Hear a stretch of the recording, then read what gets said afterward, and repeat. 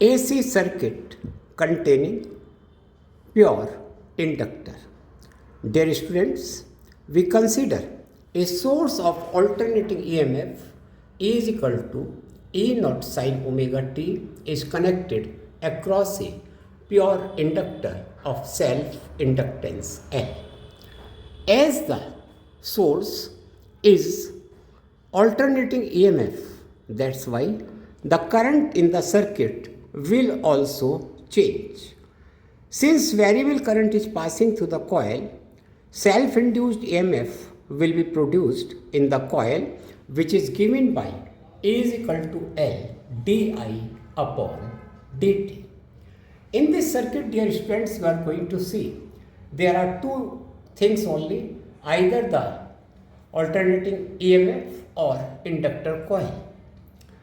The potential difference induced across the inductor coil must be equal to applied EMF, that is L di upon dt is equal to E naught sin omega t.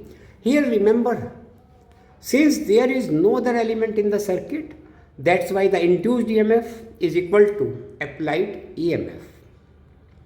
From this equation you can write di is equal to E naught upon L sin omega t. Integrate both the sides, you will find I equal to E naught upon omega L minus cos omega t.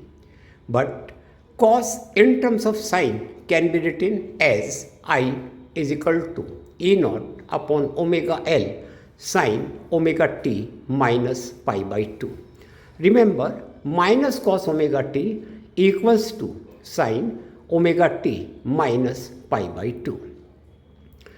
Further, we have written I naught upon omega L by symbol I naught. E naught upon omega L is equal to I naught. E naught upon omega L is equal to I naught. So the equation is I is equal to I naught sin omega t minus pi by 2.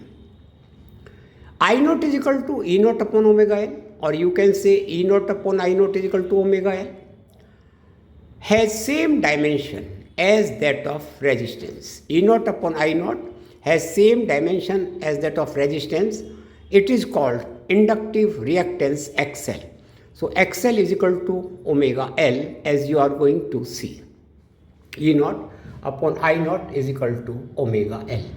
Omega equals to 2 pi nu. That's why XL is equal to omega L is equal to 2 pi nu L. If you will plot a graph between XL and frequency nu, the graph will be a straight line because XL is directly proportional to frequency. Now students, from equation 1 and equation 2, see that current lags behind in phase by pi by 2. So you can also write voltage leads current in phase by pi by 2. Current is lagging behind, or speak in reverse order, voltage is leading. So voltage leads current in phase by pi by 2. So current we are taking along x-axis, voltage is leading, so it is taking along positive y-axis. This is called phasor diagram of AC circuit containing only inductor.